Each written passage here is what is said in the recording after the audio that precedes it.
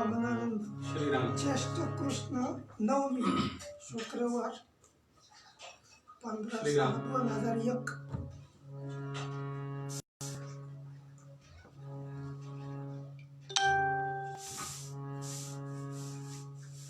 Message येतो त्याच्यावर आला का खालून मेसेज येऊ लागले नाही मेसेज येतील ना त्याच्यावर सुरू झालं ना नाही दिसतं व्यवस्थित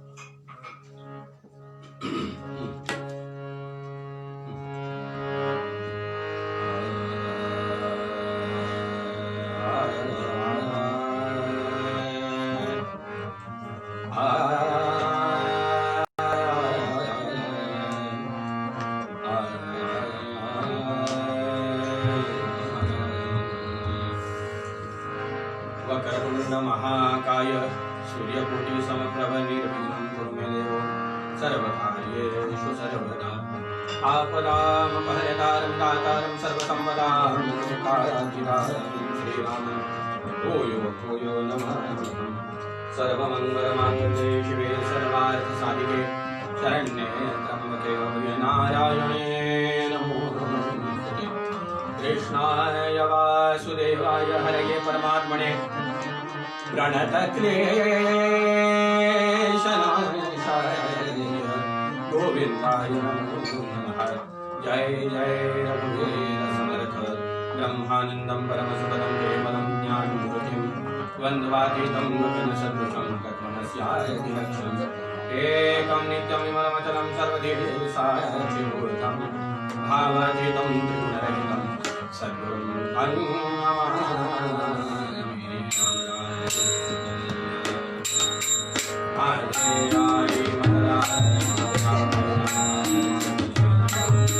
यत्कीर्तनं यत्श्रवणं यदक्षरं यद्वन्दनं यत्स्मरणं यदनं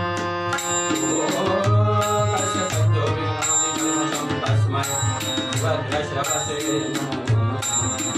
सर्वेभ्यो देवेभ्यो ब्राह्मणेभ्यो नमो नमः यः पृथ्वीभरवारणाय विजय सम्राजमस्तिन्मया संजातपृथ्वीतले रवितले मायावनिष्ठोऽयः निष्ठग्रं व्रतराक्षसा पुनर्गा ब्रह्मत्वमाद्यं स्थिरां वेद्यं पापकां विधायः अच्युतानन्दीशं मनोजपं मानवेनं सामृतं वार्तात्मकं मानविदुतं चं श्रीरामदूतं वक्रतुंड महाकाय कोटिसूर्यसमप्रभ निर्विघ्नं कुरु मे देव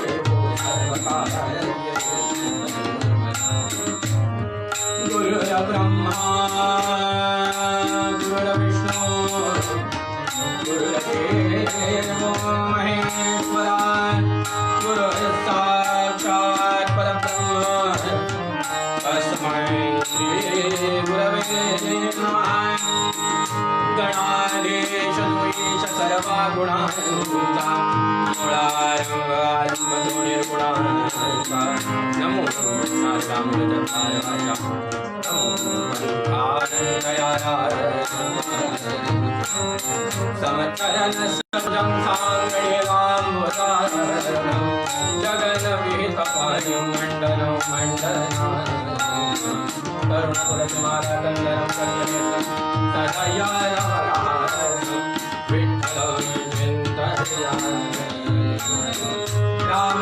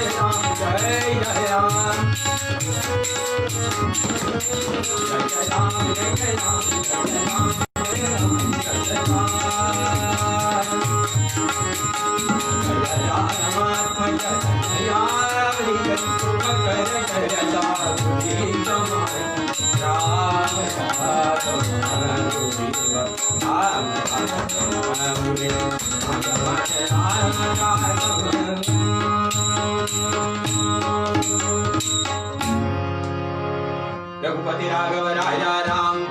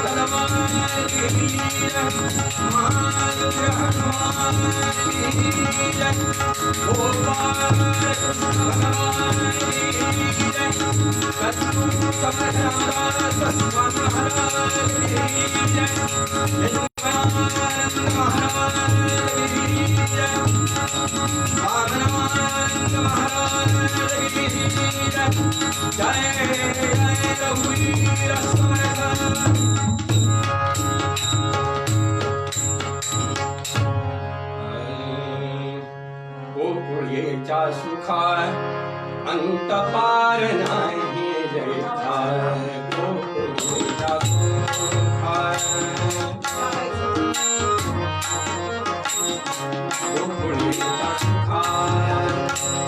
अंत पार नहीं देखा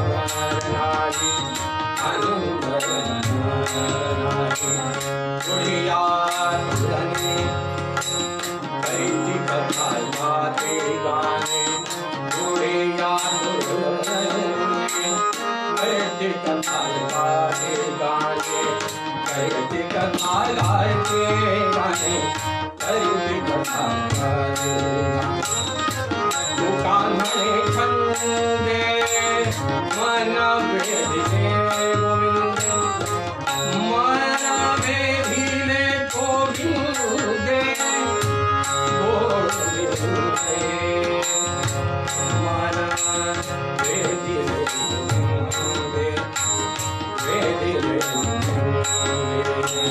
गोविंदा सुखा अंत पार गोविंदा सुखा अंत पार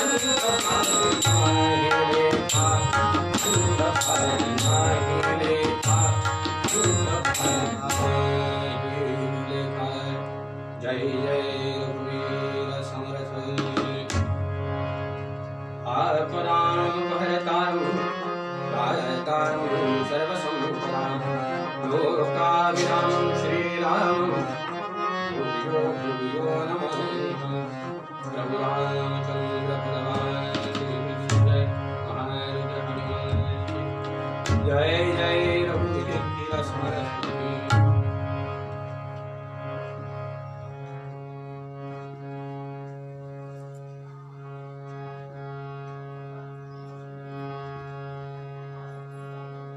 गोकुळीच्या सुखा अंत पार नाही लेखा बाळकृष्ण नंदाधरी आनंद जाननारी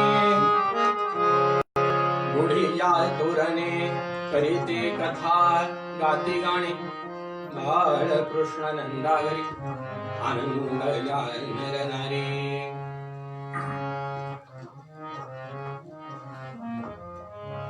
आज प्रति महिन्यामधल्या वद्य नवमीचा सद्गुरू समर्थ रामदास स्वामी प्रीत्यर्थाचा सोहळा याबरोबर आदरणीय हरिभक्त परायण श्री सर्वेश महाराज यांनी सुरू केलेल्या या थेट प्रक्षेपणानिमित्त आणि कीर्तन थेट प्रक्षेपण करून जे कीर्तनाची सोय सगळ्यांना घर बसून रोज पाहण्याकरता या लॉकडाऊनच्या निमित्ताने बंद काळामध्ये सुरू केली या कीर्तन सेवेतल्या दैनंदिन कीर्तन मालेचा आजचं समारोपाचं कीर्तन आणि याबरोबरच महाराष्ट्रातील एका 150-200 वर्षांपूर्वीपासून सुरू असलेल्या चिन्मयानंद महाराज उमरखेड संस्थान या संस्थानावरील श्री माधवानंद महाराज यांची पुण्यतिथी या वामनानंद महाराजांची पुण्यतिथी आणि वामनानंद महाराजांच्या पुण्यतिथी निमित्त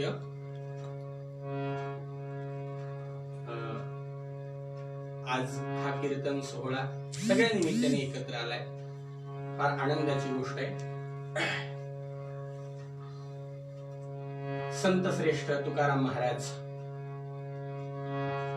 आपल्याला गोकुळातल्या एका प्रसंगाचं वर्णन करून सांगतात की गोकुळच्या सुखात अंत पार नाही लेखा बाळ कृष्ण लिंगा घरी आनंद गोढिया तोरणे करीती कथा गाती गाणे बाळ कृष्ण लिंगा घरी आनंद जानणारे तुका म्हणे छंदे मन वेधिले गोविंदे गोकुळात घडलेला 5000 वर्षापूर्वीचा सरासरी प्रसंग की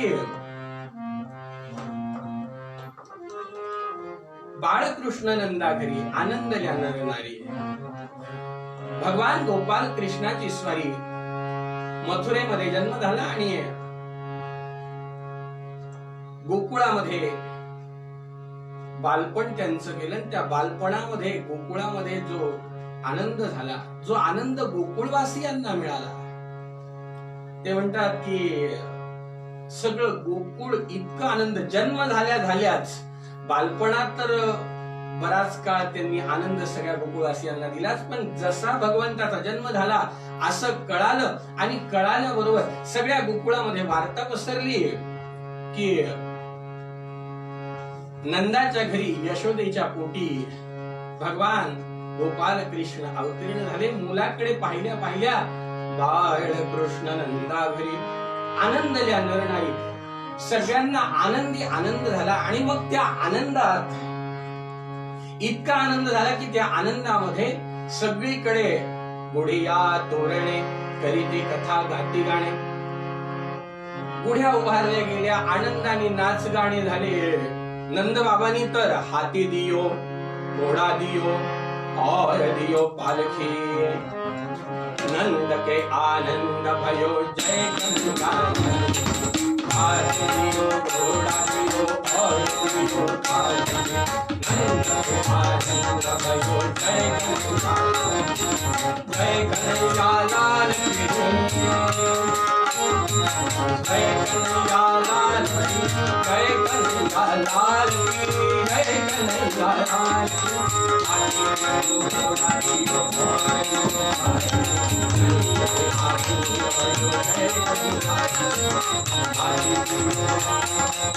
हाती दिले, घोडे दिले, पालख्या दिल्या. अहो हे सगळं झालं बरोबर आहे, पण आता एक घडून गेलं, याला झाले 4-5 हजार वर्ष होऊन गेले. आज हे सगळं तुम्ही सांगितलं, याचा आज काय उपयोग? तुकाराम महाराज म्हणतात याचा उपयोग आजही तेवढाच आहे जेवढा त्या काळामध्ये गोकुळवासियांना मिळाला. तो आनंद आपल्यालाही घेता येऊ शकतो. मग तो आनंद घ्यायचा कसा घ्यायचा, तो आज कसा घेता येईल? अमरसिंह पंडितांनी अमरकोश नावाच्या ग्रंथामध्ये अनेक शब्दांचे अनेक अर्थ मांडण्याचा प्रयत्न केला. त्याच्यामध्ये त्यांनी गो या शब्दाचे बरेच विस्तृत अर्थ सांगितले. गो म्हणजे गाय, गो म्हणजे शरीर. हे शरीर आणि गोकुळ या इंद्रियांचा समुदाय ज्या शरीरामध्ये आहे ते हा औत हाताचा किल्ला, नव खिडक्याद्वारे याला, हे गोकुळ आहे जिथे आमचे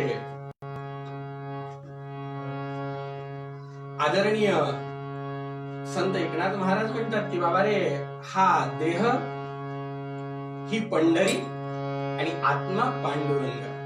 देह ही पंढरी आहे, आत्मा पांडुरंग आहे. देह हे गोकुळ आहे आणि यामध्ये विराजमान झालेला आत्मा म्हणजे परमात्मा आहे.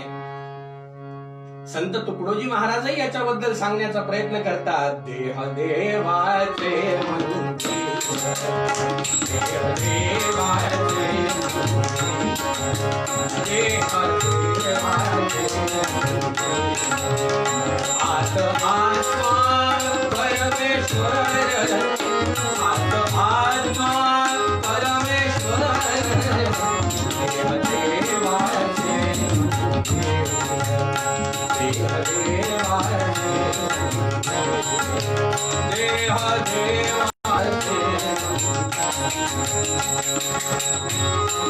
देह देवाचे मंदिर हे गोकुळ आहे आणि या गोकुळामध्ये आतमध्ये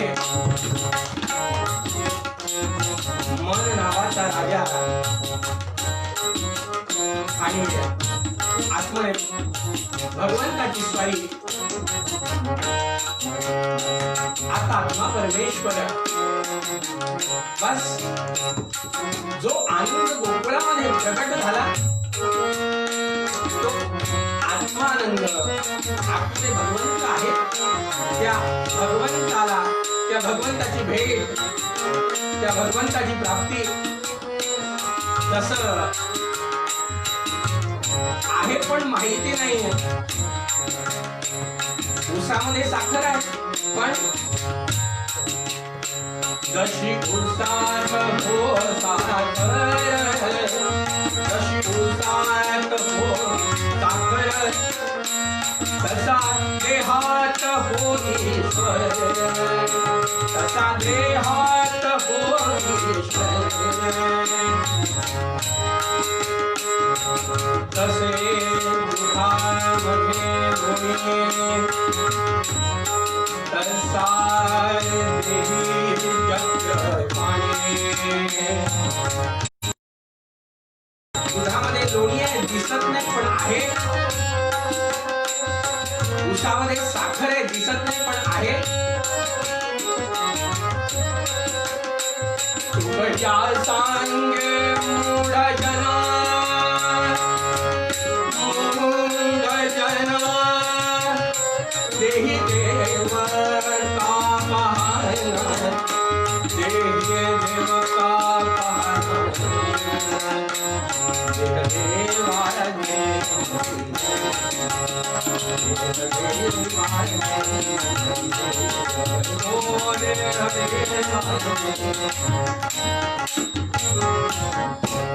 देहदेवाचे मंदिर आता आत्मा परमेश्वर. या गो या शब्दाचे अनेक अर्थ सांगताना अमरसिंह पंडितांनी सांगितलं की गो म्हणजे इंद्रियांचा समुदाय आणि या गोकुळामध्ये भगवंत आहे.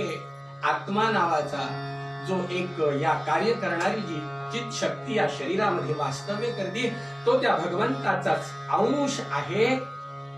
पण त्याला काही जर आपल्या जीवनामध्ये त्याच्यापर्यंत पोहोचायचं असेल, त्याची अनुभूती घ्यायची असेल, तो तेव्हाही गोकुळात प्रगट झाला. तो या देहातही आत्मारूपाने राहतोय, पण त्याच्या अस्तित्वाचा आनंद घ्यायचा असेल. आता आपण चालतो, बोलतो, खेळतो, आतमध्ये शरीरामध्ये भगवंत आहे हे निश्चित आहे, पण आहे म्हणून त्याच्याकडे दुर्लक्ष आहे आणि बाहेरच्या मायेच्या बाजारामध्ये आपण पूर्ण व्यस्त आहोत. आतमध्ये कधी पाहायची इच्छा होत नाही, आतमध्ये पाहायचा कधी योग आपण लवकर आणत नाही. आणि त्यामुळे काय असतं, जोपर्यंत अस्तित्वाची ओळख पटत नाही, अस्तित्वाशी बुद्धी मन इंद्रिय एकरूप होत नाहीत, तोपर्यंत तो आनंद मिळणार नाही. जो आनंद गोकुळामध्ये मिळाला, त्यांना आनंद मिळण्याचं कारण की त्या भगवंताचं मुख पाहिलं आणि बस त्या भगवंतमय होऊन गेल्या. बस भागवत कथेमध्ये अनेक ठिकाणी आपण ऐकलंय की ज्या वेळेला गोपी दही दूध विकायला मथुरेला जायच्या त्यावेळेला गोविंद घ्या, कुणी गोपाल घ्या, दामोदर घ्या, सगळ्यांची अवस्था इतकी एकरूप होऊन गेली की त्यांना भगवंताशिवाय दुसरं काही सुचत नव्हतं. आपल्या या पंच ज्ञानेंद्रिय, पंच कर्मेंद्रिय, पंच प्राणांना जेव्हा फक्त आणि फक्त त्या भगवंताची ओढ लागेल, असं म्हटलंय, मैं भीतर गया, मी आतमध्ये पाहायला लागलो. आणि ज्या क्षणी मैं भीतर गया आणि मग मैं भी तर गया, तरायचं असेल या दुःखाच्या, या भ्रमित जगाच्या, या भ्रमातून बाहेर पडायचं असेल, पडायची सगळ्यांना इच्छा आहे, करायचं काय हे लक्षात येत नाही. दुःख कुणाला पाहिजे? सगळ्यांना सुख पाहिजे. सुख पाहिजे असेल तर अस्तित्वाकडे धाव घ्या, जे शाश्वत आहे त्याच्याकडे धाव घ्या. आणि शाश्वत एक आहे, देह नाशवंत आहे, पण आतमध्ये असलेला परमात्मा, आत्मा, अंतरात्मा, आत्मा राम, या रामाची आपली ओळख झाली की बस एकदा त्या आत्मारामाची जागृती, खरं म्हणजे त्याची ओळख करून घ्यायची. म्हणजे करायचं काय, तिथे तुका म्हणे आता नाही मी तू पण. एकदा त्याची ओळख झाल्यावरती तो आपण खरं म्हणजे वेगळे नाहीच, पण आपलं अस्तित्व वेगळं भासण्याचं कारण एकमेव ही माया, हा प्रपंच.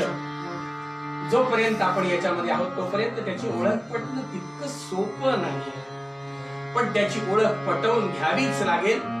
कारण हा अशी पुन्हा नाही वेळ, हे गोकुळ पुन्हा मिळेल याचा भरोसा नाही. पंच ज्ञानेंद्रिय, पंच कर्मेंद्रिय, पंच प्राण, 16वं मन, 17वी बुद्धी, या सगळ्या गोष्टींचा संचय पुन्हा पुन्हा मिळेल सांगता येत नाही. आज मिळालाय. यातल्या भगवंताची ओळख करून घ्या, भगवंतमय जीवन करून घ्या, आणि मग भगवंतमय जीवन झालं की जो आनंद गोकुळवासियांना मिळाला तो आनंद आपल्यालाही मिळेल. मग त्या भगवंताच्या अस्तित्वापर्यंत पोहोचण्याचं कलियुगामध्ये एकमेव साधं सरळ सोपं साधन हरिमुखे म्हणा, हरिमुखे म्हणा, पुण्याची गणना पुण्याची गणना पुण्याची गणना.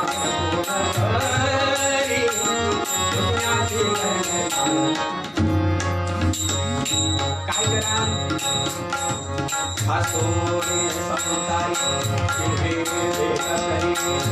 बस या जिभेने त्याचं नाव घेत राहा. तुका म्हणे छंदे मला वेधिले गोविंदे. जसा तुकाराम महाराज म्हणतात आम्ही त्या भगवंताच्या नावाचा छंद लावून घेतला, आम्ही त्या भगवंताच्या नावाचा काहीच नाही, जिथे तिथे त्याला पाहिलं. खरं सांगू आपण जसा, मला सांगा 10 वर्षापूर्वी मोबाईल वापरायच्या छंद जाऊ द्या, आवड जाऊ द्या, गरज जाऊ द्या, अस्तित्व सुद्धा नव्हतं जीवनामध्ये, अशी अवस्था आहे. पण आज 10 वर्षानंतरच्या कालखंडात त्याच्याशिवाय जेवण जात नाही, त्याच्याशिवाय झोप येत नाही, त्याच्याशिवाय कोणत्या कामात लक्ष लागत नाही. समजा चुकून बॅटरी चार्ज करायची राहिली आणि यांनी चार्जिंगला घेऊन मोबाईल लावला, लाईट गेली, असा संताप होतो. काय करावं म्हणलं, जाऊन त्यांना 2-4 सुनावून याव्या, लाईट गेली कशी. दुःख लाईट जाण्याचं नाहीये, दुःख चार्जिंग न झाल्याचं आहे. आणि चार्जिंग होण्यापेक्षाही, चार्जिंग झाली यापेक्षाही त्याला जे खेळण्याची इच्छा होती, त्याच्यासोबत ते राहण्याची इच्छा होती, हे झालं नाही म्हणून होणारं दुःख त्यापेक्षा वेगळंच आहे. मग ज्याचं 10 वर्षापूर्वी जीवनामध्ये काही अस्तित्व नव्हतं, त्याच्याबद्दल आज आमचा इतका ओढा निर्माण होऊ शकतो. ज्याचं जीवनामध्ये अस्तित्व नव्हतं, ती पत्नी, ज्याच्या मुलाबाळांचं अस्तित्व आपल्या जीवनात नव्हतं, त्या मुलाबाळांचं प्रेम हळूहळू निर्माण झालंच ना. हे कशामुळे निर्माण झालं? हा सहवासाचा परिणाम आहे, सहवासाचा. सातत्य जर त्याच्यामध्ये आपण राहिलो, त्याच्या सहवासात आपण राहिलो, तर निश्चितच त्याचा छंद आणि त्याच्या छंदाने आपल्या जीवनामधला आनंद आपोआप निर्माण होतो. म्हणून त्याचा छंद लागला पाहिजे. आणि त्याचा छंद लागण्याकरता काय सोपं साधन असेल तर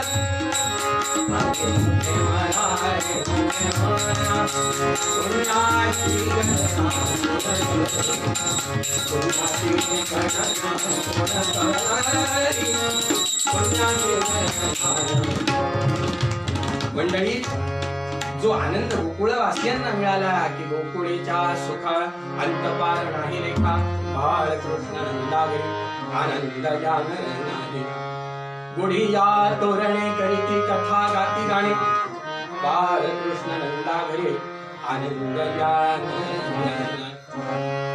या सगळ्या गोष्टीला कारण काय असेल तर तुकाराम महाराज म्हणतात, तुका म्हणे छंदे मन वेधिले गोविंदे.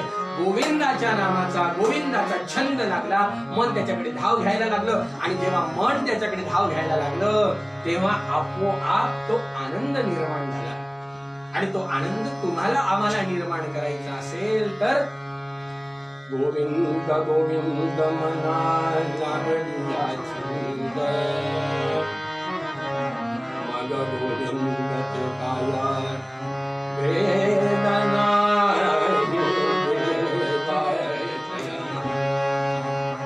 आनंद निर्मना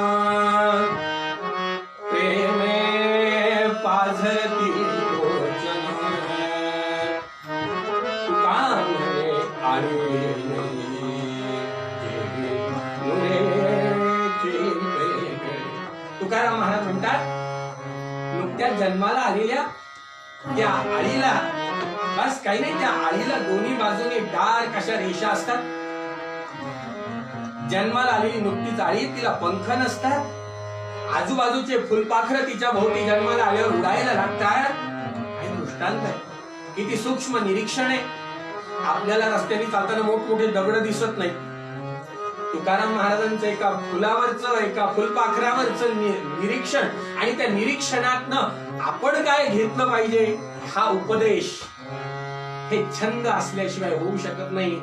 जोपर्यंत त्याच्यामध्ये शिरत नाही तोपर्यंत त्या गोष्टीचा आनंद मिळू शकत नाही. आणि तो आनंद, ती आळी आजूबाजूला पाहतीये, आई कशी उडतीये, बाबा कशी उडतायत, काकू कशी उडतीये, मामा कशी उडतायत. आपल्याला उडता आलं पाहिजे. बस त्या आळीच्या मनामध्ये विचारांचं काहूर दाटलं जातं की आपल्याला उडता आलं पाहिजे, आपल्याला उडता आलं पाहिजे. आणि हा विचारांचा जेव्हा उद्रेक होतो तेव्हा ती आजूबाजूला ती असलेली दोन्ही बाजूची आळीच्या ती डार्क जी रेष असते ती फाटती, ती जागा हळूच फाटती, आणि त्याच्यातनं हळूच पंख बाहेर पडतात. आणि हळूहळू पाहता पाहता त्या आळईचं रूपांतर फुलपाखरात कधी होतं त्या आळईला सुद्धा कळत नाही. फक्त भावनांचा उद्रेक महत्वाचा आहे. जीवनामध्ये भगवंताच्या अस्तित्वाबद्दल असलेली भावना जेव्हा दृढ होती, बोलू जाता वरळ करीसी तू नीट, गेली लाज भीट. तुकाराम महाराज असं म्हणतात की बाबा देवा, जेथे जातो तेथे तू माझा संगाती, हा दृढ निश्चय आहे. आणि हा निश्चय ज्या वेळेला तुमचा आमचा होईल तेव्हा आनंद मिळण्यासाठी काय अडचण आहे. तो आनंद मिळण्यासाठी काय राहिलं, काय तो आनंद सहज मिळू शकतो. आणि तो आनंद मिळवण्याकरता तर हा देह मिळालेला आहे. समर्थ म्हणतात, या नरदेहाचे ज्ञाने सच्चिदानंद पदवी घेणे, एवढा अधिकार नारायणे. कृपावलोकने देहाला सच्चित आनंद पदापर्यंत जाता येतं. सत्य, चित, प्रकाश आणि आनंद या अवस्थेपर्यंत जाता येतं या गोकुळाच्या साह्याने, या देहाच्या साह्याने. फक्त छंद लागला पाहिजे, प्रेम निर्माण झालं पाहिजे, ओढ निर्माण झाली पाहिजे. आदरणीय महाराज कीर्तनामध्ये कायम सांगायचे की लग्न होऊन सासरी निघालेली मुलगी इतकी रडती, इतकी रडती, इतकी रडती, इतकी आईला म्हणते, आई कसं होईल ग माझं, तिथं गेल्यावर कसं होईल, काय होईल. इतकी रडती, नाही ग बाई, तुझ्याशिवाय राहायची सवयच नाही. आई नाही ग, काही खरंच नाही. आई तिला सांगते, तू फक्त जायचं काम कर. एकदा रडून पडून आई तिला सासरी पाठवती. एकदा ती सासरी गेली की 8 दिवसांनी ती मांडव परत तिला आली ना की ती पोरगीच म्हणते, आई आता, आई म्हणते, बघ आली ना 15 दिवस राहण मग जा. नाही ग बाई आई, यांचं करायला कोणी नाही. आई म्हणते, अगं तू 8 दिवसापूर्वी जेव्हा म्हणलं बाप रडत गेली तेव्हा कसं होईल माझं, काय होईल, कसं होईल. तू 8 दिवसापूर्वी असं म्हणली, आज तुझी अवस्था ही का झाली, कारण तिथे गेल्यावर त्यांच्या सहवासाचं प्रेम तुला निर्माण झालं. आणि त्या प्रेमापोटी आईने पाहिलं, अगं म्हणलं तुझी सासू, म्हणलं आईचं सासूबाईंचं काय खरं आहे का, अगं तू 35 वर्ष तिने वाढवलंय पण तिचं काही खरं नाही, तिचं काही खरं नाही म्हणण्यापेक्षा तुला इथे करमत नाही हा महत्वाचा मुद्दा आहे. तुला तिथली ओढ लागली, आणि एकदा तुला तिथली ओढ लागली की तू आता माहेरी राहणार नाही. बस हीच अवस्था आहे जीवनामध्ये. ओढ लागत नाही, आपण कधी तिथे जात नाही. एकदा गेलं ना, कौन कहते हैं भगवान आते नहीं, कौन कहते हैं भगवान खाते नहीं. सगळं काही होऊ शकतं, फक्त तिथे श्रद्धा, भाव, छंद, प्रेम या गोष्टी महत्वाच्या आणि त्या सहवासाने होतात. म्हणून तुकाराम महाराज म्हणतात, बोलावा विठ्ठल, करावा विठ्ठल, पहावा विठ्ठल. जिथे काही जे करता येईल ते सगळं जीवनामध्ये करण्याचा प्रयत्न करावा. आणि ते जेव्हा आपण करू तेव्हा निश्चित हा आनंद तुम्हाला मला प्राप्त होईल. आणि तो प्राप्त आनंद होण्याकरता तर हा सगळा खटाटोप आहे. आणि या खटाटोपाचं एक रूप म्हणजे नामस्मरण आहे, दुसरं कीर्तन आहे. देवाची कथा ऐकावी, देवाची कथा सांगावी, तो आनंद मिळण्याकरताच कीर्तनाचंही निमित्त आहे. आणि एवढ्या सगळीकडे संचारबंदी असताना घरी बसून सगळ्यांना हा आनंद देण्याचा जो विशेष प्रयत्न सर्वेशजींमार्फत झाला, खरंच त्याचं पाहिजे तेवढं कौतुक करण्यासारखं आहे. आणि या निमित्ताने आज जरी हे दैनंदिन कीर्तन सत्र संपत असलं तरी उद्या निरोप समारंभ सर्वेशजी महाराज स्वतः करणार आहेत. आणि तो निरोप समारंभ तिथून पुढे आपल्याला घरी बसून कीर्तनाचे कशी प्राप्ती होईल, कीर्तन कसं पाहता येईल, कीर्तनाचा आनंद कसा घेता येईल, या सगळ्या गोष्टींची सूचना देण्याकरताच आहे. आपल्याला तो आनंद घ्यायचा आहे तर आपल्याला त्याचं कीर्तन, त्याचं नाम, त्याचा छंद लावून घ्यावा लागेल. आणि मूळपणामध्ये तुम्हाला मला तुकाराम महाराज तेच सांगण्याचा आणि शिकवण्याचा प्रयत्न करतात. बाबा रे, ओ पुढेच्या सुखात अंत पाय, ओ पुढेच्या सुखात अंत पाय, ओ पुढेच्या सुखात अंत पाय आहे रेखा, अंत पाय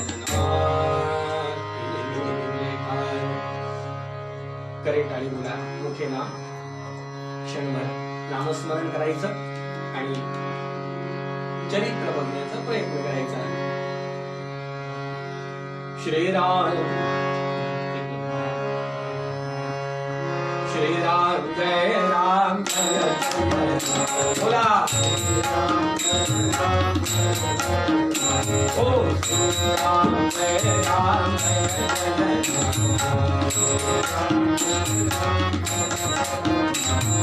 श्रीराम जय राम जय जय राम बोला, श्रीराम जय राम जय जय राम, श्रीराम जय राम श्रीराम जय राम जय जय राम,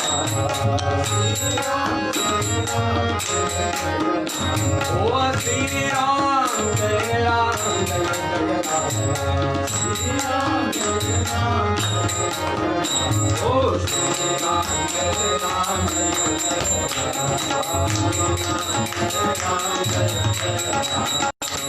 श्रीराम जय राम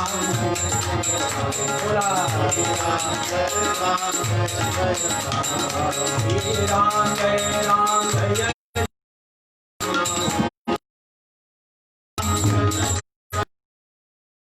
श्रीराम जय राम जय जय राम,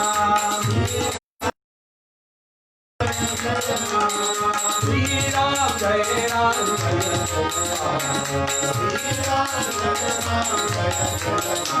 ओ श्रीराम जय राम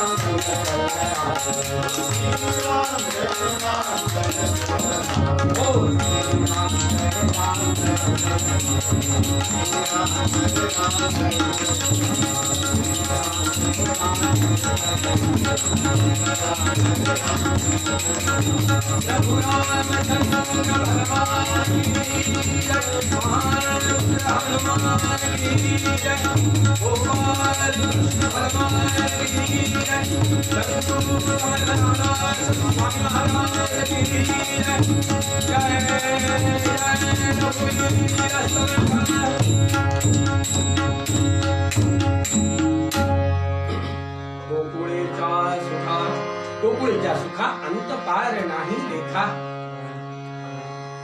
जसं बाळकृष्णाचं मुख पाहिलं आणि बस सगळे गवळण सांगती गवळणीला पुत्र झाला यशोदेला. आणि मग सगळीकडे आनंदी आनंद, मुलगा वाढायला लागला. श्रीमद भागवत ग्रंथामध्ये अनेक लीला भगवंताच्या आपण ऐकल्यात. रांगायला लागला. रांगता रांगता दाराशी आला, माती खायला लागला. बाकीच्या पोरांनी जाऊन सांगितलं, यशोदा या, अगं कितनानी माती खाल्ली. आणि मग माती खाल्ली की तिने पाठी धपाटा दिला, तोंड दाबलं आणि माती काढायच्या निमित्ताने तोंडात बोट घातलं. आणि बोट घातल्याबरोबर आतमध्ये विश्वरूप दर्शन तिला झालं. बस रांगता रांगता चालायला लागला, बोलायला लागला.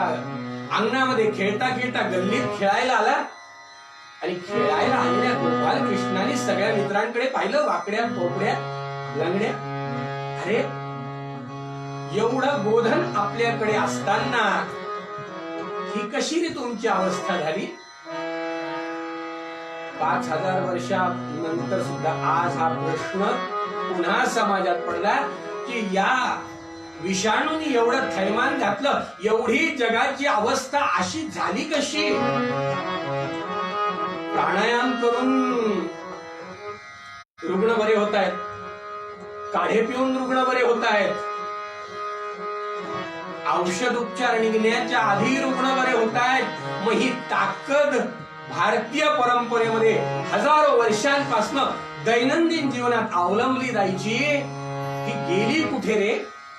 कृष्णाने पाहिलं, अरे असे तुम्ही सगळे पाप्याचे पितर, आपल्याकडे दही आहे, दूध आहे, गोधन आहे, लाख लाख गाई एकेकाकडे, हे अशी अवस्था तुमची कशी झाली? यांनी पाहिलं की ना त्याच्यात रे बाबा सगळं दही दूध लोणी सगळं मथुरेला विकायला जातो बाबा. आपल्याकडे फक्त ताक राहतं, ताक. आणि ते ताकही जे चांगलंय तेही विकायला जातं. उरलेलं नुसतं पाणी शिली भाकली कितना. यांनी पाहिलं, अरे नाही, आपल्या गोष्टींचा आपल्याला अभिमान पाहिजे, आपल्या गोष्टींचं आचरण आपल्याकडे पाहिजेच पाहिजे.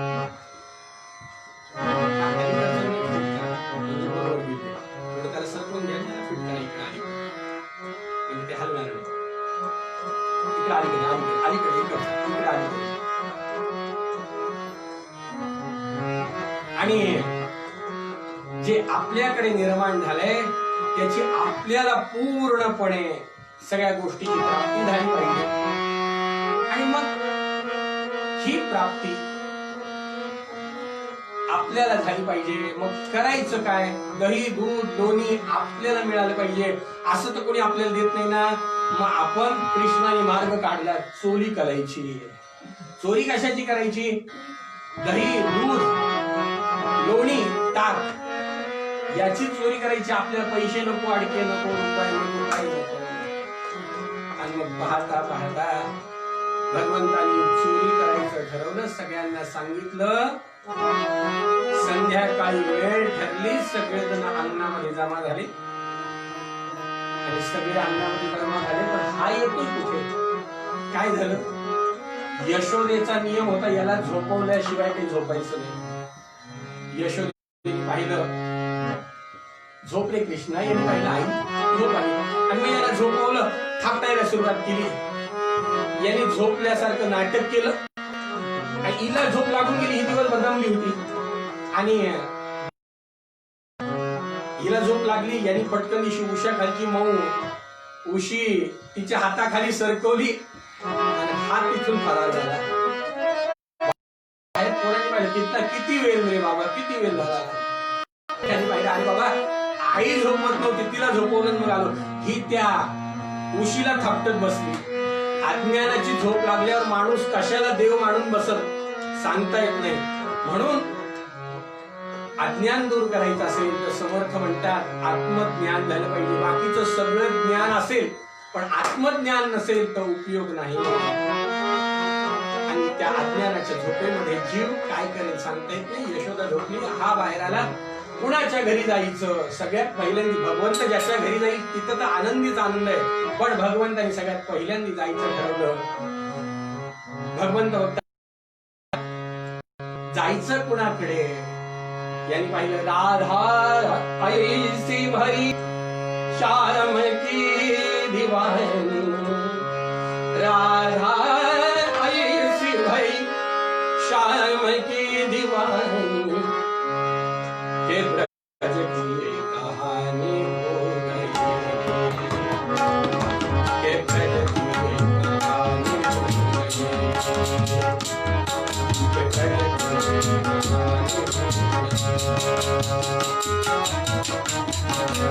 भगवंताने राधेकडे जायचं ठरवलं आणि मग भगवंत राधेकडे गेले. राधेचं दार यांनी पाहिलं, कितना अरे नको बाबा, तुला माहित नाही की राधेची सासू कशी आहे. त्यांनी पाहिलं, अरे तुम्हाला माहिती नाही मी कसं, मला तर राधेची सासू कशी माहिती, कारण माझ्याच फॅक्टरीत बनलेला माल आहे. त्याच्यामुळे राधेची सासू कशी मी कसा आहे तुम्हाला माहिती नाही. चला, आणि चला म्हटल्यावरती काय, सगळ्यांना ट्रेनिंग दिलेलंच होतं, सगळ्यांना व्यवस्थित शिक्षण प्रशिक्षण दिलेलं होतं.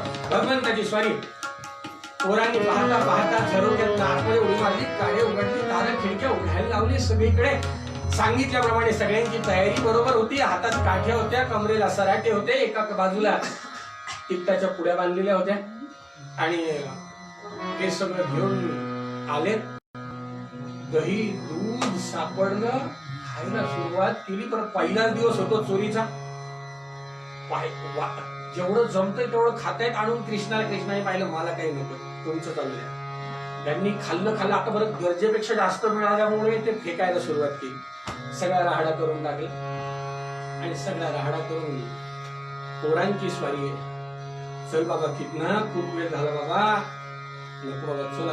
कृष्णाने पाहिलं, प्रवास थांबवायचा नाही, जोपर्यंत लोणी भेटत नाही तोपर्यंत प्रवास थांबवायचा नाही.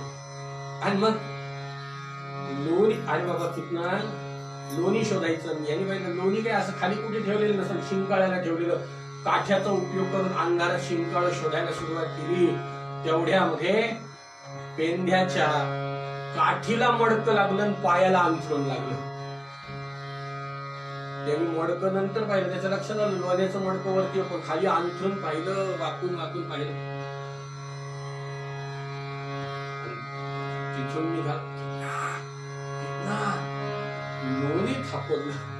पण बाबा तिथं लाभीची थापी झोपलेली आहे बाबा, आपल्याला तिथं जायचं नाही. भगवंतानी पाहिलं, चला म्हणलं. आले, भर भर भर भर सगळा अभ्यास झालेलाच होता. एकमेकांच्या खांद्यावर हात टाकायला सुरुवात केली. गोल रिंगण केलं. मध्ये राधेची सासू झोपलेली, यांनी रिंगण केलं. हा त्याच्या खांद्यावर, तो त्याच्या खांद्यावर भर भर चढले. पाच 2-3 थर तयार केले आणि 4थ्या थरावरती गेले. चढ पेंढ्या, बघा कितना तू चढ रे.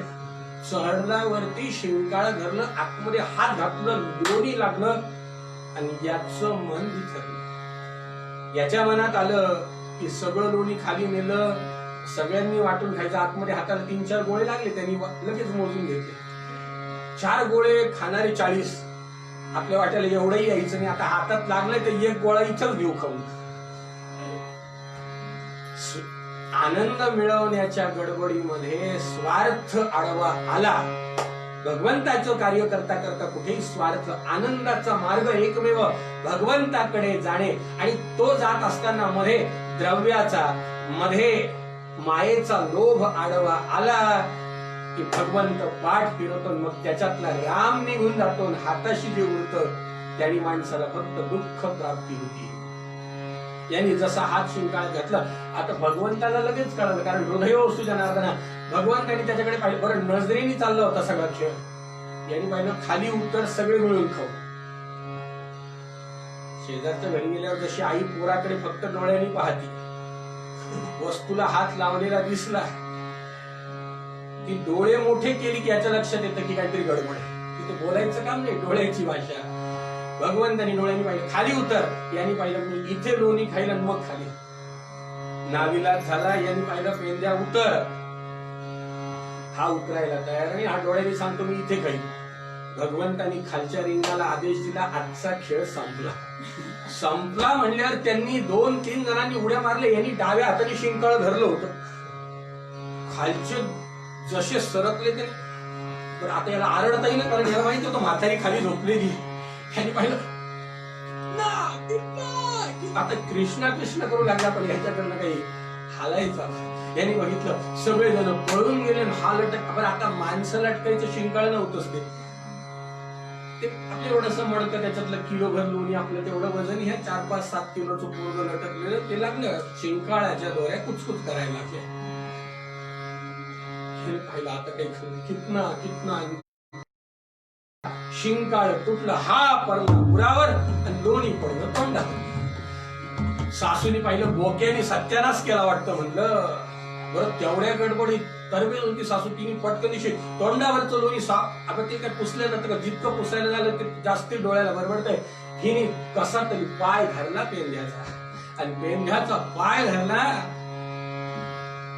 बोका नाही दिसत.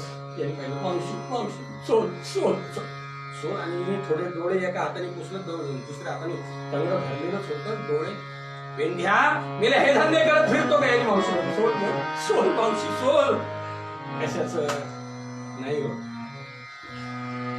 चाल तुझ्या आईकडे. याने पाहिजे मावशी सोल सोल मावशी. शेवटी हा संतापला. मावशी सोडती का नाही? तिने पाहिजे मेल्या माझ्या घरी चोरी मला दम देतो. याने पाहिलं आणि मग सोड म्हणलं की काही सोडायला तयार नाही. याने पाहिजे मावशी सोल. हा सोडत नाही म्हणलं. यांनी डाव्या कमरेला लावलेली हळूच तिकटाची पुडी सोडली. मावशी सोला आणि ही सोडत नाही म्हणजे जशी तिकटाची पुडी भिरकावली तिच्या डोळ्यामध्ये, हिने दोन्ही हात सोडले. डोळे सोडायला लागली. तोंडाने अपशब्द बोलायला लागली. हा जो पळाला मावशी याच्या मागे पळायला लागली. यांनी पटकन उजव्या बाजूला सराठे खोसलेले होते ते मावशी समोर टाकून गेली. मावशीचा पाय घसरला. दम पडली. हा दम धाके देत पळाला पळाला पळा. झाडाखाली तिकडे भगवान सगळ्यांना घेऊन थांबलेच होते. हा जो पळत आला रस्त्यात कितना कितना कितना बाबा मावशीने मला आईकडे नेलं. अर्थ त्यांनी पाहिलं पेंढ्या चोरून लोणी. त्यांनी पाहिलं बाबा आता मी लोणीच खाणार नाही कधी.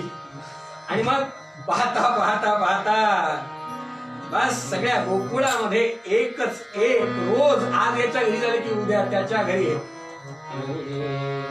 कान्हा होळी तो दुधाची. ओ कान्हा होळी तो दुधाची. ओ कान्हा होळी तो दुधाची. नाची नाची कान्हा होळी तो दुधाची. ओ कान्हा होळी तो दुधाची.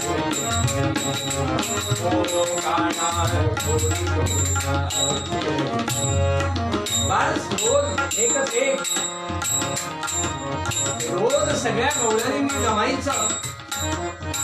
सगळ्या जणी बघायच्या मधुरीच्या वाटे काढून काढले यांनी काय करायचं? रात्रीचं चोरी करायची पण मधुरीच्या वाटे काढून काढले झपुले झाडावरी. शिळा तो हाता मारतो खंडर माथावरी. अलंकार बाई काढून बाई आणि कीर्तना ओढी ओ काना ओ काना.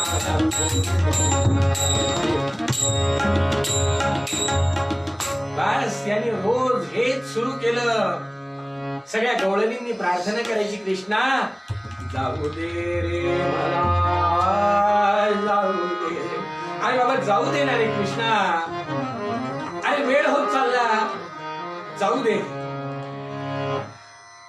सगळ्या गवळणींनी पाहिलं बाबा सगळ्या जणी निघून गेल्या. निघून गेल्या गवळणी साऱ्या मथुरेच्या. तुझ्यामुळे उशीर झाला माझा.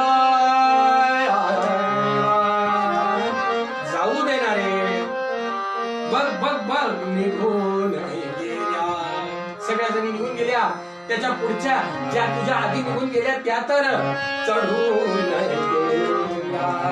गवळणी घाट सगळ्या गवळणी घाट चढून गेल्या. कृष्णा अडवू नको माझे नाही ऐकत नाही रे तू. का खरं सांगू का? कधी कधी आमची अवस्था अशी होती गवळणींनी पाहिलं की तू आम्हाला जा म्हणला तरी जायची इच्छा होत नाही. का?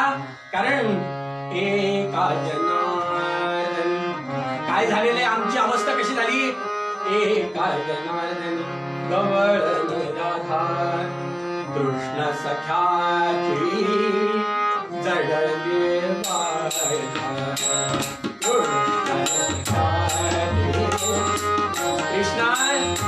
जाऊ दे रे बाबा.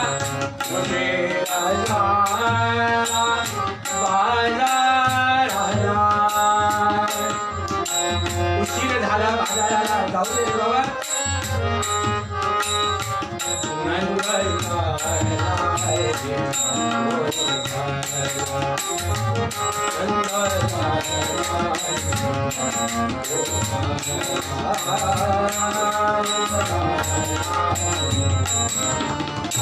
गोपाला कृष्णा जाऊ दे रे बाबा.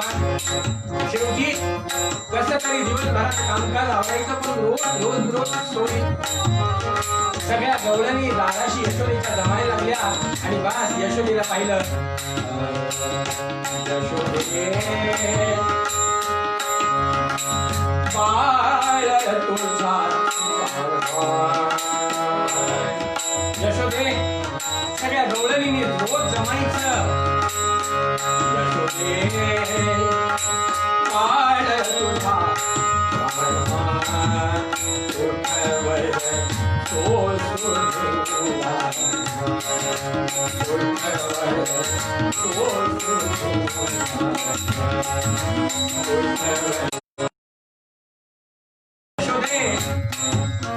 हा काय करतो.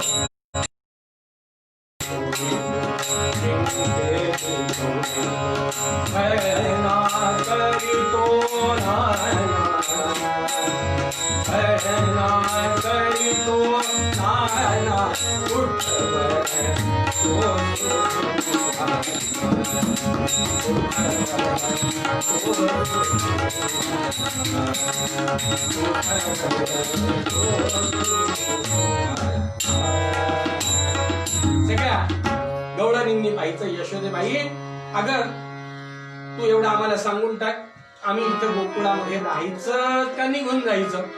हिने पाहिलं बघा, एकदा मला धरून आणून द्या, मला हे कारण सांगू नका.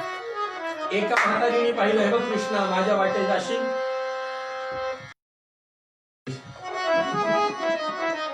श्रीमद भागवत ग्रंथ विस्तीर्ण आहे खरं, म्हणजे काय वर्णन करावं.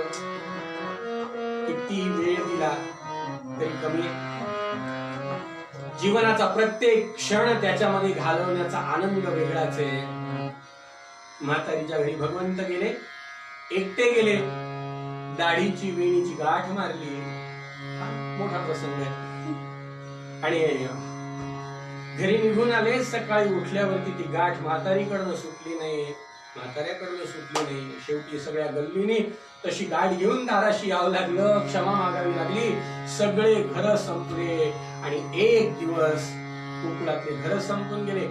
कृष्णाने पाहिलं, सगळ्यांबरोबर चहा पिताना गोड वाटतं, आपल्या घरी कधी बोलवावं लागेल की नाही. त्यांनी पाहिलं, म्हणलं आज माझ्या घरी चोरी करायची, तिथनं तुझ्या घरी. आणि मग भगवंताच्या घरी चोरी करायचं ठरलं. भगवंताच्या घरची चोरी मात्र दुपारी झाली. त्यांनी पाहिलं रात्री नाही, माझ्या घरी दुपारी का. आई कीर्तनाला गेली म्हणलं तिकडे. आता आई कीर्तनाला गेली म्हणल्यावरती सगळे पोरं कृष्ण. आता आई लवकर गेली म्हणून पुढे जाऊन बसली, पण गल्लीतली एक खट्याळ आजी, ती कीर्तन संपायच्या वेळेला जाऊन बसायची सरासरी. त्या आजीबाई निघाल्या, घरात धिंगाणा पाहिजे सगळा. कीर्तनात आल्याबरोबर एवढी गर्दी, आता नाही तशी गर्दी, पण अविस्मरणीय व्हायला लागले काही काही गोष्टी. पण आजी मागून पुढे गेल्या आणि यशोदेच्या कानात, यशोदे घरी पाय म्हणलं, काय चाललं. बस यशोदेला कीर्तनात न उठव आणि यशोदा मैया घरी पाहायला आली. काय चाललं तो इकडे तर सगळ्या करी दह्या दुधाचा रगडा करून टाकलेला. आणि मग काय पाहता, यशोदा आली, कृष्णाने पाहिजे, आई आली, पळा.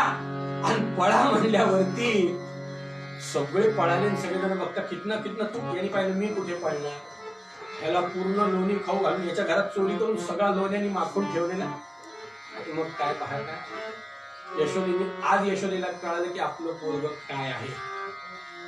आणि मग यशोदेला जेव्हा कळालं याचा सगळा अवतार पाहिला, आणि त्या दिवशी यशोदेने सांगितलं आजपासून आपल्या सगळ्या गायी घ्यायच्या आणि वृंदावनामध्ये चारायला घेऊन जायच्या. आणि बस दुसऱ्या दिवशीपासून भगवंत वृंदावनामध्ये जायला लागले. भगवंतांनी वृंदावनामध्ये सुद्धा अनेक लीला केल्या. वृंदावनात जाण्याचं कारण ह्या गोकुळामध्ये गवळणींना, गोपींना, गोकुळवासियांना जे वेड लागलं होतं ते हळूहळू कमी करायचं होतं. का? कारण कधीतरी अक्रूर काका येणार होते आणि भगवंताला कायमच घेऊन जाणार होते. एवढ्या करता ही सवय लागण्याकरता रोज भगवान सकाळीच निघून जायचे. आणि मग सगळ्या गोपिका संध्याकाळी वाट पाहायच्या, रमला कुठे सगळ्या गोपी पाहायच्या, आमचा कान्हा कुठे, का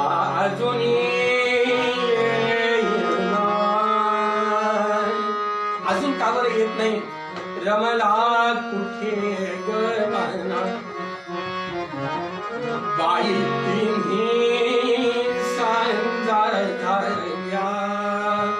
बाई तिन्ही सांगा झाल्या, गाई घरा डोली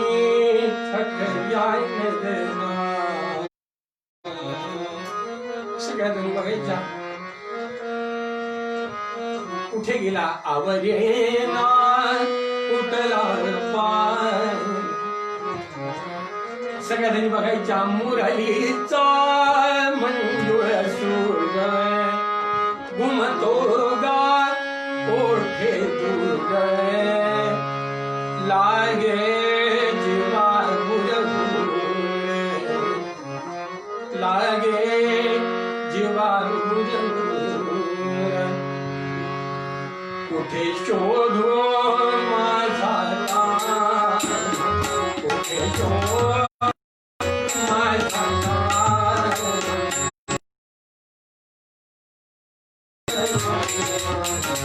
रमला कुठे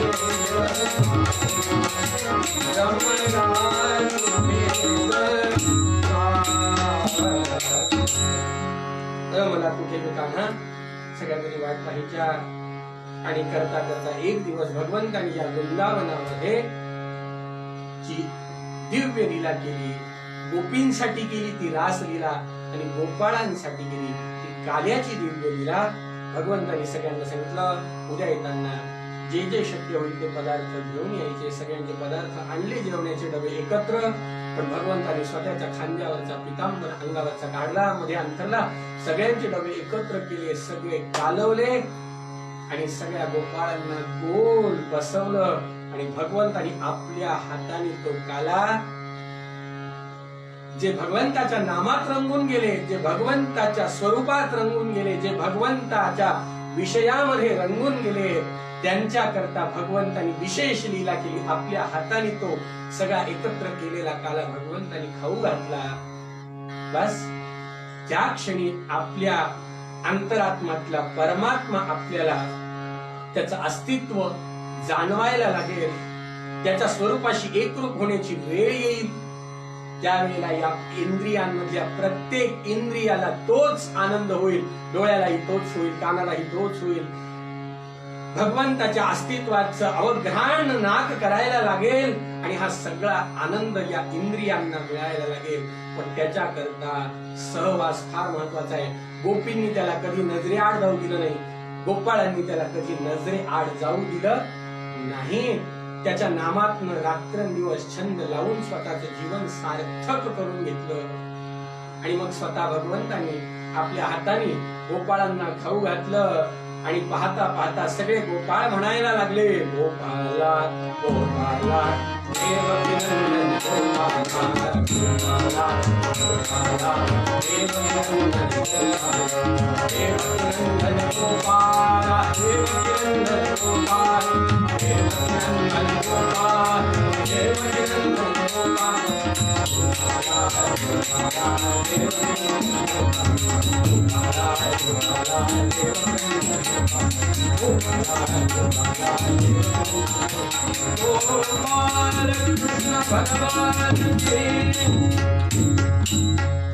आणि तो आनंद गोकुळवासियांना मिळाला. तो आनंद आजही तुम्हाला मला मिळू शकतो भगवंताच्या नामातून, भगवंताच्या सेवेतून. आज या परमचैतन्य संन्यस्थ आश्रम स्वीकारलेल्या वामनानंद महाराजांची पुण्यतिथी आहे. मंडळी, आपण जर महाराजांचं जीवन चरित्र थोडासा अभ्यास कधी केला, पाहिलं तर कळेल. अवघ्या वयाच्या 5व्या वर्षी चिन्मय मूर्ती संस्थानला अर्पण केलेला हा मुलगा 95 वर्षापर्यंत वयाच्या जवळजवळ महाराजांनी गादीची सेवा केली. ही सेवा करत असताना सगळं आयुष्य त्या गुरूंच्या पदाशी, भगवंताच्या विश्वंभराच्या पदाशी अर्पण केलं. हे एक उदाहरण आहे. असे महात्मे ज्या वेळेला होतात यांचं थोर लौकिक किती गावा. हे एकमेव या गोकुळाच्या माध्यमातून भगवंताशी भेटलेल्या अशा अनेक विभूती आहेत ज्यांची अवस्था नाही रात्र पुन्हा दिवसची योग्यात जो राहतो.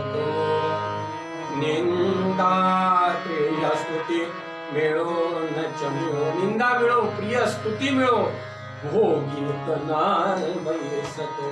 या दोन्ही गोष्टी भोगत नाही, निंदाही भोगत नाही आणि आनंदही स्वतःच स्तुतीही भोगत नाही.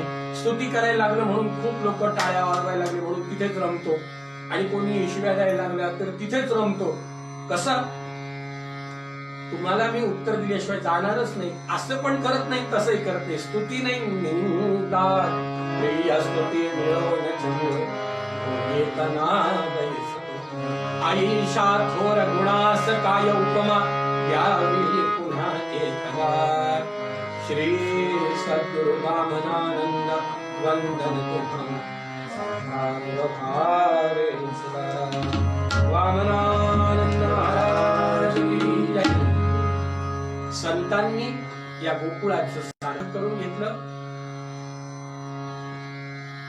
आपल्यालाही हा अधिकार प्राप्त व्हावा एवढ्या करता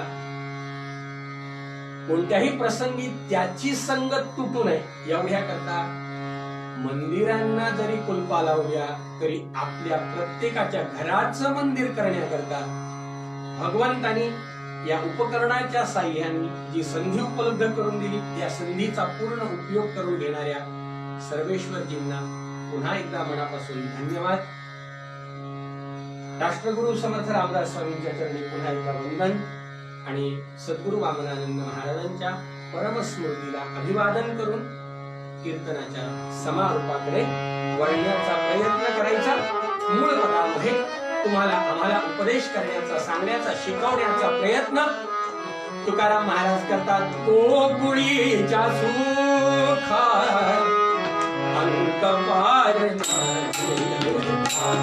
गोकुळीच्या सुखा अंत पार बाळकृष्णनंदा घरी जाता जाता वेळ वाकुळी गायीनं करी तुझ्याच म्हणविन या न्यायाने झालेली सेवा समर्थांच्या करणी अर्पण करायची. सर्व श्रोत्यांना मनापासून धन्यवाद. आमच्या कीर्तनाला उत्तम रंग भरण्याचे कलाकुसर करणारे आमचे दिनेशजी, गणेशजी यांनाही मनापासून धन्यवाद. म्हणजे हा आनंद आहे म्हणून या आनंदापर्यंत पोहोचता येतं. अशीच सेवा सगळ्यांकडून घडत राहू आणि नित्य कीर्तनापासून आपण जरी दूर जात असलो तरी पुन्हा एकदा माध्यमातून पुन्हा सगळ्या श्रोत्यांपर्यंत पोहोचण्याचा मानस मनोगत उद्या श्री हरिभक्तपरायण सर्वेश महाराज जी शुक्ल हे आपल्याला फेसबुक लाईव्हच्या माध्यमातून करणार आहेत. सगळ्यांनी त्यांच्या सगळ्या सूचना ऐकून घ्या आणि त्या सूचनेनुसार पुढील सगळ्या कीर्तनकारांच्या भेटी आणि श्रवण करून आपल्या जीवनाचं जे आनंदाचं उत्तम स्थिती त्या स्थितीपर्यंत पोहोचण्याचा प्रयत्न करा. आणि ती स्थिती कुठे असेल तर तुका म्हणे छंदे वेढीले गोविंदे वेढीले गोविंदे वेढीले गोविंदे वेढीले गोविंदे वेढीले गोविंदे सुखा सारिखे पूर्ण वैराग्य जानते वशिष्ठा परिज्ञानी मुखेश्वराचे कविनवाल नमस्कार भव्य रूपाची सुंदर दीक्षा राम नाम स्मरणे दीक्षा नृत्य होय उदासीन देवा रामदास म्हणे मग ते माले जय रघुवीर हर राम कमलास म्हणून माते कशाचे भय रामानंदाचे दासना होईल तिथे जया आया भोर त्रैगुणे नाही तुझा कारक राम तो सकला करुण नहिते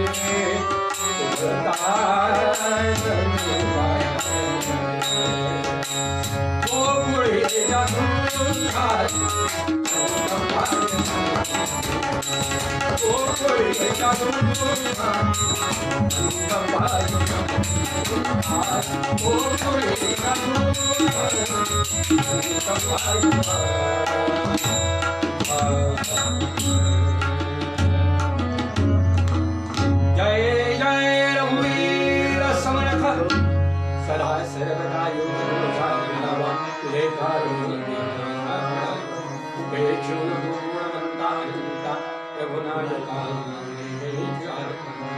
या ठिकाणी त्या ठिकाणी मेघे विकोमसया ठिकाणी एके तुझे सद्रूपाय प्रभु रामचंद्र भगवान की जय मान हनुमान सद्गुरु समर्थ रामदास स्वामी महाराज की जय गोपाल कृष्ण भगवान की जय जय जय रघुवीर सुरथ.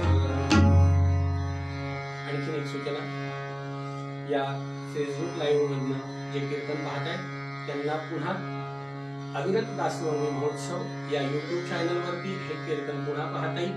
आणि दैनंदिन किंवा नवमीच्या दिवशी होणारी उपासना अविरत दासनवमी महोत्सव या फेसबुक पेजवरून लाईव्ह आपल्याला या उपासनेत सहभागी होता येईल. प्रत्येक नवमीला मध्य नवमीला ही उपासना ठीक संध्याकाळी 6:30 वाजता असेल. आपण यात सहभागी होऊ शकाल. उद्या प्रत्येकांनी सर्वेश्वरजींची निरोपाची जी काही व्यवस्था त्यांनी सांगितली त्याप्रमाणे